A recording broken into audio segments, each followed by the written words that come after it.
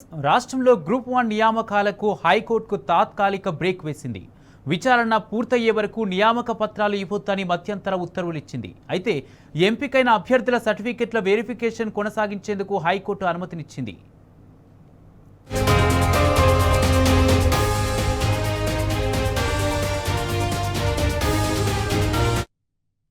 రాష్ట్రంలో గ్రూప్ 1 నియామకాలకు హైకోర్టు తాత్కాలిక బ్రేక్ వేసింది. విచారణ పూర్తయ్యే వరకు నియామక పత్రాలు ఇవ్వొద్దని మధ్యంతర ఉత్తర్వులు ఇచ్చింది. అయితే ఎంపికైన అభ్యర్థుల సర్టిఫికెట్ల వెరిఫికేషన్ కొనసాగించేందుకు హైకోర్టు అనుమతినిచ్చింది. ఇదే అంశానికి సంబంధించి పూర్తి అప్డేట్స్ మా క్రైమ్ బ్యూరో చీఫ్ భాస్కర్ అందిస్తారు. భాస్కర్, చెప్పండి. కాంగ్రెస్ ప్రభుత్వం చేపట్టినటువంటి గ్రూప్ 1 నియామకాలపై హైకోర్టు విచారణ చేపట్టింది. విచారణ పూర్తయ్యేంత వరకు గ్రూప్ 1 నియామక పత్రాలు ఇవ్వొద్దని హైకోర్టు తన ఆదేశాల్లో స్పష్టంగా చేసింది. ఎన్నికైనటువంటి అభ్యర్థుల సర్టిఫికెట్ వెరిఫికేషన్ కొనసాగించవచ్చని చెప్పినటువంటి నేపథ్యంలో మొత్తం ఈ గ్రూప్ 1 నియామకానికి సంబంధించి 560 పోస్టులకు సంబంధించి 5 లక్షల మంది అప్లై చేసుకున్నటువంటి పరిస్థితి. ఈ నేపథ్యంలో 3 లక్షల మంది ప్రిలిమినరీ ఎగ్జామ్ ను అటెండ్ అయ్యారు. దాంట్లో 21,000 మంది అభ్యర్థులు మెయిన్స్ క్వాలిఫై అయ్యారు. దీంట్లో వెరిఫికేషన్ నడుస్తున్నటువంటి సందర్భంలో 20 మంది అభ్యర్థులు హైకోర్టును ఆశ్రయించారు. ఈ 20 మంది అభ్యర్థుల్లో 19 మంది ప్రభుత్వ ఉద్యోగులు కాగా మరొకరు ప్రైవేటు ఉద్యోగి.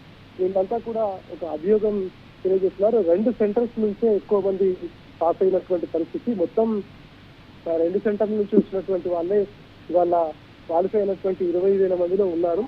దీనిపైన సమగ్ర విచారణ జరిపించి ఖచ్చితంగా దీనిపైన ఒక సరైనటువంటి నిర్ణయం తీసుకోవాలి. దీంట్లో అనేక రకాల అవకతవకలు జరిగాయి. అవకతవకల్లో భాగంగా చాలా వరకు దీంట్లో పెద్ద ఎత్తున క్రైమ్ జరిగింది అనేటువంటి కూడా వాళ్ళు చెప్పుకొచ్చారు. వాళ్ళన్నింటి పిటిషన్ ను స్వీకరించినటువంటి హైకోర్టు గ్రూప్ 1 నియామకాలపై ప్రస్తుతానికి ఇవాళ జరిగినటువంటి విచారణ నేపథ్యంలో నియామక పత్రాలు ఇవ్వద్దు అని చెప్తూనే దానిపైన సమగ్రమైనటువంటి విచారణ జరపాలని కూడా చెప్పుకొచ్చింది.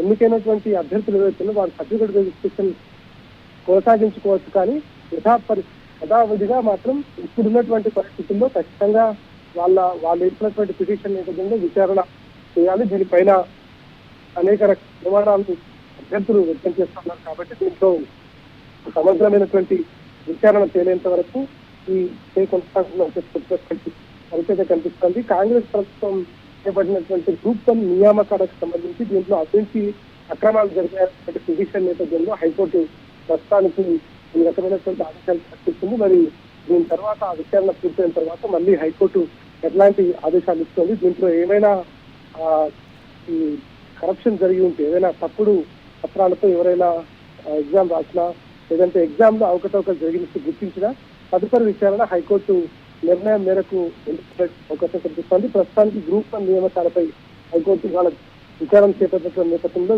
విచారణ పూర్తయ్యేంత వరకు గ్రూప్ 1 నియామక పత్రాలు ఎవరికి ఇవ్వద్దనేటువంటి దాని ప్రకారం స్టే విధించింది.